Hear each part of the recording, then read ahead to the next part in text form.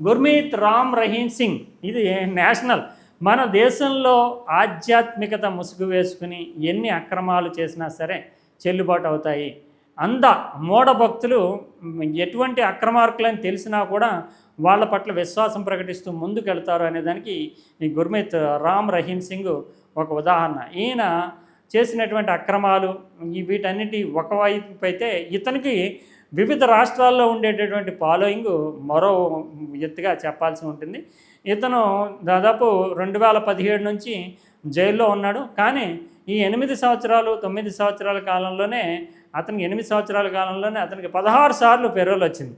అంటే ఇతనికి దాదాపు 2 కోట్ల మంది వరకు, ఒక రాష్ట్రం కాదు, ఇతను పొలిటికల్ ఇన్ఫ్లుయెన్స్ ఏ స్థాయిలో ఉంటుందంటే హర్యానా, పంజాబు, రాజస్థాను, ఉత్తరప్రదేశ్, బీహారు, ఇలా 5 రాష్ట్రాల్లో, ఢిల్లీ 6 రాష్ట్రాల్లో ఇతనికి ఫాలోయింగ్ ఉంటుంది. ఒక 20 మిలియన్ నుంచి 25 మిలియన్స్ దాకా, అంటే 2 నుంచి 2.5 కోట్ల మంది అభిమానులు, ఫాలోవర్స్ ఉంటారు. వాళ్ళు ఈయన ఏం చేసినా సరే అలా విశ్వాసం ప్రకటిస్తారు.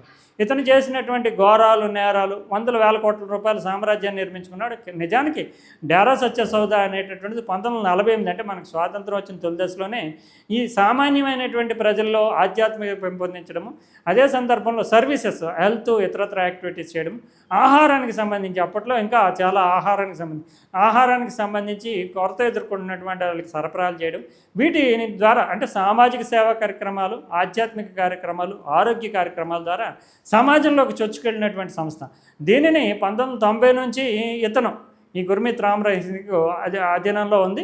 ఇతనే నాయకుడు. అప్పటి నుంచి అనేక రకాలైనటువంటి అక్రమాలకి తావిచ్చే రకంగా తనను తాను ఘాటుగా, ఎందుకంటే భక్తులను చూసి తనను తాను ఘాటుగా ఇలాంటి చాలామంది ప్రకటించుకుంటూ ఉంటారు. మనకు తెలుసు, ఆశారాం బాపు కావచ్చు, నిత్యానంద కావచ్చు, రాంపాల్ కావచ్చు, ఇలాంటి వాళ్ళు కూడా ఉన్నారు చాలామంది. ఆశారాం బాబుకి శిక్ష పడింది, బయట లోపల ఉన్నాడు. నిత్యానంద్ అయితే దేశం నుంచి వెళ్ళిపోయి కైలాస అనే కొత్త దేశాన్ని సృష్టించుకుంటున్నాను అన్నాడు. ఇంకా రాంపాల్, ఇలాంటి వాళ్ళు అంతా చాలామంది ఉన్నారు, అంధభక్తులు ఉంటారు. ఇది పెద్దది, మన నిజానికి దేశంలోనే అతిపెద్దదైనటువంటి ఆధ్యాత్మిక క్షేత్రంగా దీన్ని చెప్తూ ఉంటారు వాళ్ళకి సంబంధించిన భక్తులు. ఎందుకంటే 5-6 రాష్ట్రాలకి ఇతను ప్రామినెన్స్ ఉండేటటువంటి ఫిగరు. ఇతను చేసినటువంటి అక్రమాలు నిరూపణ అయిపోయినాయి. ఇతను నిజానికి ఏ ఎలక్షన్ వచ్చినా సరే ఇతను చెబితే కొన్ని లక్షల ఓట్లు పడుతూ ఉంటాయి, హర్యానాలో, పంజాబ్లో, ఉత్తరప్రదేశ్లో, రాజస్థాన్లో. అందువల్ల రాజకీయ పార్టీలు ఇతన్ని ఎన్నికల ముందు పెరోల్ మీద తీసుకొచ్చి తమ ప్రచారానికి అనుకూలంగా వాడుకుంటారు. తన కార్యకలాపాలన్నీ చక్కబెట్టుకున్న తర్వాత మళ్ళీ వెళ్తూ ఉంటాడు. జైల్లో కూడా ఇతనికి అందుతున్న సౌకర్యాల మీద అనేక రకాలైన ఆరోపణలు ఉన్నాయి.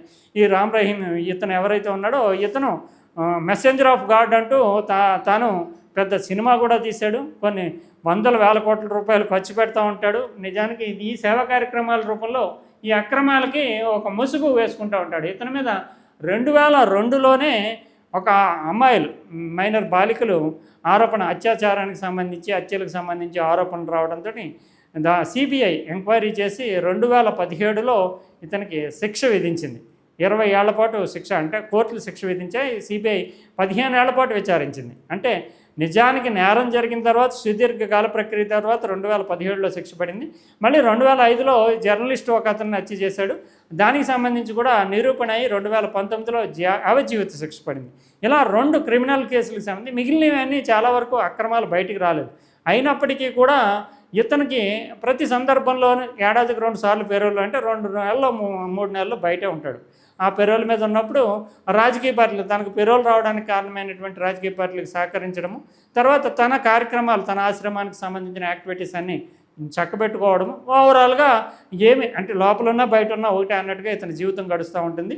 ఇది నిజానికి భారతదేశంలో స్పిరిచువాలిటీ కొందరు వ్యక్తుల ద్వారా పక్కదారి పడుతోంది అనేదానికి ఈ గుర్మీత్ రామ్ రహీమ్ సింగ్ ఒక ఉదాహరణగా చెప్పాల్సి ఉంటుంది. ఇతనికి సంబంధించి ప్రతిసారి సంచలనాత్మకంగా జరుగుతుంది. తాజాగా మరోసారి ఆయన బెయిల్ తెచ్చుకోవడం అనేటటువంటిది నేషనల్ వార్త, నేషనల్ ఇంపార్టెంట్ ఉండేటటువంటి వార్తగా మారింది. ఇతను Ram Rahim messenger of God.